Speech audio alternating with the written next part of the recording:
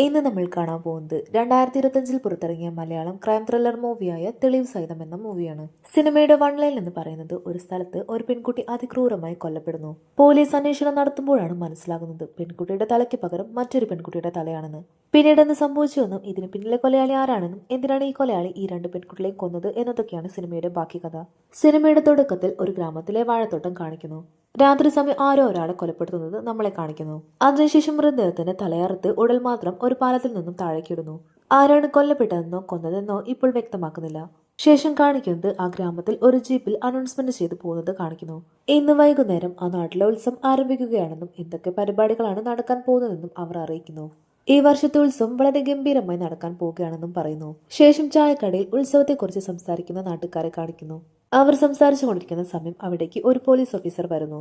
എന്നിട്ട് പറയുന്നു, ഉത്സവമാവുമ്പോൾ വഴക്കൊക്കെ ഉണ്ടാവുമല്ലോ, അപ്പൊ പോലീസ് സംരക്ഷണം ആവശ്യമായി വരുമല്ലോ.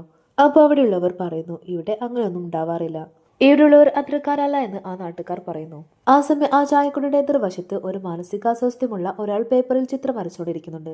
ആ പോലീസ് ഓഫീസർ അവർക്ക് ഭക്ഷണം വാങ്ങിക്കൊടുക്കുന്നു. ആ സമയം ചായക്കടയിലെ ടിവിയിൽ ഒരു വാർത്ത വരുന്നു. ആ പ്രദേശത്തെ 25-നും 30-നും ഇടയിലുള്ള ചെറുപ്പക്കാരെ മയക്കുമരുന്ന് ഉപയോഗിച്ചതിന് പോലീസ് പിടികൂടി എന്നതായിരുന്നു വാർത്ത. ആ വാർത്ത കേട്ടതോടെ ചായക്കടയിലുള്ളവർ ഞെട്ടിപ്പോവാണ്. നമ്മുടെ നാട്ടിലെ പിള്ളേരെല്ലാം ഇങ്ങനെ ആയാൽ നമ്മുടെ നാടിന്റെ ഭാവി എന്തായിരിക്കുമെന്നോർത്ത് അവർ ഭയക്കുന്നു. അടുത്തതായി കാണിക്കുന്നത് ആ നാട്ടിലെ ജമാൽ എന്ന ഓട്ടോ ഡ്രൈവറെയാണ്. രാവിലെ തന്നെ അയാൾ തന്റെ ഓട്ടോ കഴുകിക്കൊണ്ടിരിക്കുകയാണ്. ജമാലിന്റെ ഉമ്മ അവന്റെ സഹോദരിയോട് അവന് ചായ കൊടുക്കാൻ പറയുന്നു. അപ്പൊ അവള് പറയുന്നു, ഏട്ടന് പെട്ടെന്ന് ഒരു കല്യാണം കഴിപ്പിച്ചു കൊടുക്ക്, അപ്പൊ പിന്നെ ഏട്ടത്തി ചായ ഉണ്ടാക്കി കൊടുക്കുമല്ലോ എന്ന് പറയുമ്പോൾ രാവിലെ തന്നെ ഇത് കേൾക്കാനാണ് ഉമ്മ അവളോട് ചായ ഇടാൻ പറഞ്ഞതെന്ന് പറഞ്ഞ് അവൻ ദേഷ്യപ്പെടുന്നു. ഉമ്മയ്ക്ക് ജമാലിനെ വിവാഹം കഴിക്കാൻ വലിയ ആഗ്രഹമുണ്ട്. ആ സമയം ജമാലിന് ഒരു ഫോൺ കോൾ വരുന്നു. സ്വാതി എന്ന പേരുള്ള ഒരു പെൺകുട്ടി ഓട്ടോ ബുക്ക് ചെയ്തിരിക്കുന്നു. ഉടനെ ജമാൽ സ്വാതിയുടെ അടുത്തേക്ക് പോകുന്നു. ജമാലിന് സ്വാതിയോട് ചെറിയ ഇഷ്ടമുണ്ടായിരുന്നു. സ്വാതി അവളുടെ ഫാൻസി ഷോപ്പിലേക്ക് ഡ്രോപ്പ് ചെയ്ത് കൊടുക്കുന്നു. സ്വാതിയുടെ സ്വന്തം നാടെന്ന് പറയുന്നത് ഈ ഗ്രാമമല്ല. എപ്പോഴാണ് നാട്ടിലേക്ക് പോവാ എന്ന് ജമാൽ ചോദിക്കുമ്പോൾ ഉത്സവം വരാനിരിക്കലേ, അത് കഴിഞ്ഞിട്ടാകും പോവാ എന്ന് സ്വാതി പറയുന്നു. അവിടുന്ന് കട്ട് ചെയ്ത് ഇപ്പോൾ ജമാലിന്റെ ഫ്രണ്ടിനെ കാണിക്കുന്നു. അവന്റെ അമ്മ അവൻ ജോലിക്കൊന്നും പോകാത്തതിന് വഴക്ക് പറഞ്ഞുകൊണ്ടിരിക്കുകയാണ്. വഴക്ക് കേട്ടുമടുത്ത് അവൻ എഴുന്നേറ്റ് റെഡിയാകുന്നു. അവന്റെ പേരാണ് വിജിത്ത്. വീട്ടിലേക്ക് കുറച്ച് സാധനം വാങ്ങിക്കൊണ്ടുവരാൻ അമ്മ അവരോട് പറയുന്നു.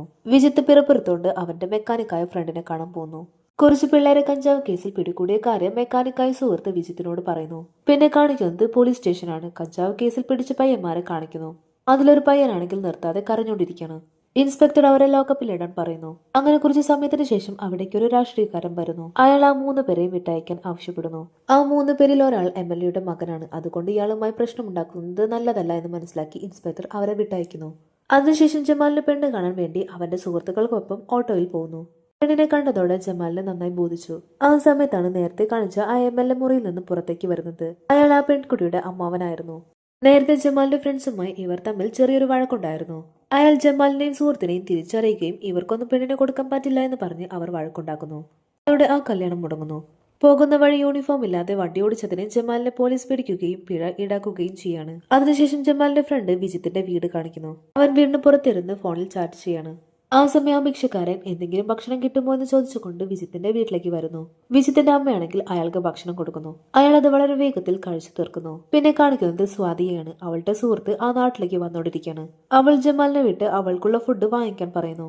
ആ സമയം ആ പോലീസ് ഓഫീസർ ഭക്ഷണം വാങ്ങാൻ ചായക്കടയിലേക്ക് വന്നിരിക്കുകയാണ്. അപ്പോൾ ഒരു ബസ് വരുന്നത് കാണിക്കുന്നു. അതിൽ നിന്നും ഒരു വിദേശ വനിത വ്ളോഗും എടുത്തോണ്ട് ഉത്സവം കാണാൻ ഇറങ്ങി വരുന്നു. അങ്ങനെ ഉത്സവം തുടങ്ങാൻ പോവുകയാണ്. ആ നാട്ടിലെ ആളുകളെല്ലാം തന്നെ ഉത്സവ പറമ്പിലെത്തുന്നു. ആ സമയം 2 പേർ നടന്നു പോകുമ്പോൾ വാഴത്തോട്ടത്തിൽ നിന്നും ഒരു ശബ്ദം കേൾക്കുന്നു. നോക്കുമ്പോൾ അത് ആ ഭിക്ഷക്കാരനായിരുന്നു. അത് കഴിഞ്ഞ് വ്ലോഗ് എടുത്തോണ്ട് ഉത്സവം കാണുന്ന വിദേശ വനിതയെ കാണിക്കുന്നു. ഉത്സവ പറമ്പിൽ നിന്നും കുറച്ച് പേർ കുറച്ച് മാറി ചീട്ട് കളിക്കുന്നത് അവരുടെ വ്ലോഗിൽ പെടുന്നു. ഇത് കാണുന്ന കൂട്ടത്തിലുള്ള ഒരാൾ വീഡിയോ എടുത്തതിന് അവളെ ഭീഷണിപ്പെടുത്തുന്നു.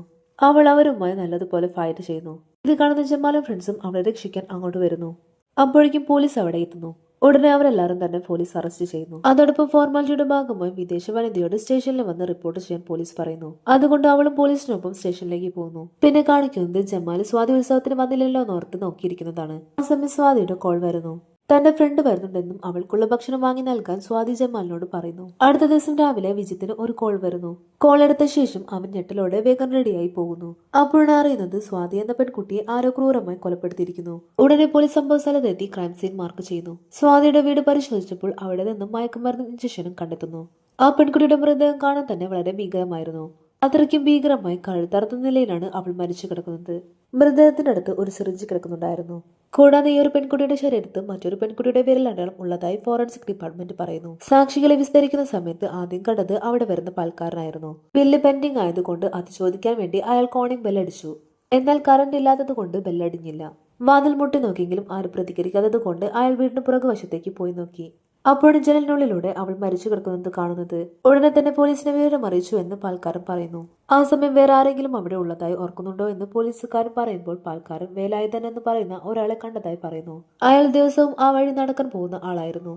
പാൽക്കാരൻ പാല് കൊടുക്കുന്നത് ദിവസവും അയാൾ കാണാറുള്ളതാണ്. അന്ന് പാൽക്കാരനെ കണ്ടപ്പോൾ വീടിനുള്ളിൽ ഒരു മൃതദേഹം കിടക്കുന്ന കാര്യം പറഞ്ഞപ്പോൾ അയാൾ വിശ്വസിച്ചില്ല.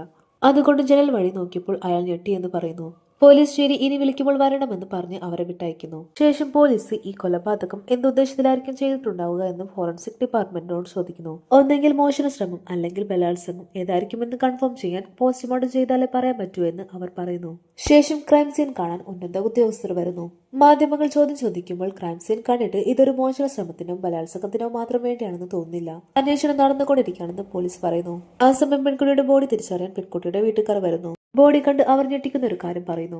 ശരീരം അവരുടെ മകളുടേതാണെന്നും തല മറ്റൊരു പെൺകുട്ടിയുടേതാണെന്നും അവർ പറയുന്നു. അതായത് ഈ പെൺകുട്ടിയുടെ തല അറുത്തു മാറ്റി മറ്റൊരു പെൺകുട്ടിയുടെ തല ഉടലിനൊപ്പം ചേർത്ത് വെച്ചിരിക്കുന്നു. ഇത്രയും ക്രൂരമായ കൊലപാതകം ചെയ്തത് ആരാണെന്ന് ഓർത്ത് പോലീസും നാട്ടുകാരും ഞെട്ടിപ്പോവാണ്. ഒരേ സമയം മരിച്ചിരിക്കുന്നത് 2 പെൺകുട്ടികളാണ്. മറ്റേ പെൺകുട്ടിയുടെ ഉടൽ എവിടെയായിരിക്കുമെന്ന് നാട്ടുകാർ സംശയിക്കുന്നു. അങ്ങനെ പോസ്റ്റ്മോർട്ടം റിപ്പോർട്ട് വരുന്നു. ശരീരത്തിൽ കൂടിയ അളവിൽ മയക്കുമരുന്ന് കലർന്നതായി കണ്ടെത്തുന്നു. തലയിൽ ശക്തമായി അടിച്ച ശേഷമാണ് കൊലപ്പെടുത്തിയതെന്ന് പോസ്റ്റ്മോർട്ടം റിപ്പോർട്ടിൽ പറയുന്നു. മോഷണത്തിനോ ബലാത്സംഗത്തിനോ വേണ്ടിയല്ല ഈ ഒരു കൊലപാതകം നടന്നത്. ഇത് നന്നായി ആസൂത്രണം ചെയ്ത് നടത്തിയ ഒരു കൊലപാതകമാണെന്ന് പോലീസ് കണ്ടെത്തുന്നു. അന്ന് രാത്രി ജമാൽ സ്വാതിയെ കാണാൻ പോയതായി പോലീസ് മനസ്സിലാക്കി. ഇതറിഞ്ഞ് പോലീസ് ജമാലിനെ അറസ്റ്റ് ചെയ്ത് ചോദ്യം ചെയ്യുന്നു.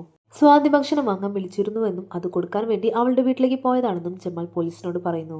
അവസാനമായി സ്വാതിയെ കണ്ടത് ജമാൽ ആയതിനാൽ പോലീസ് അവനെ സംശയിക്കുന്നു.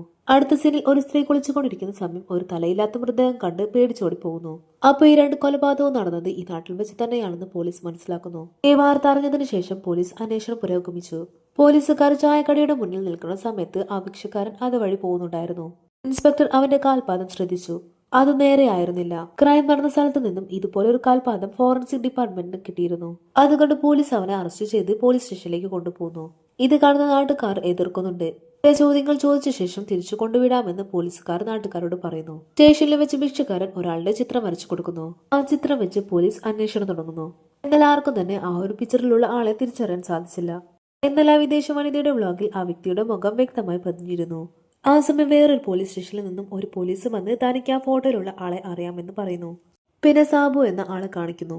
അയാളുടെ മകന് രാത്രിയിൽ 2 പേർ ബൈക്കിൽ വന്ന് എന്തോ സാധനം കൊടുക്കുന്നതായി കടക്കാരൻ സാബുവിനോട് പറയുന്നു. എന്നാൽ സാബു അത് കാര്യമാക്കിയില്ല. അന്ന് രാത്രി മകൻ മദ്യപിച്ച് വീട്ടിൽ വരുന്നു.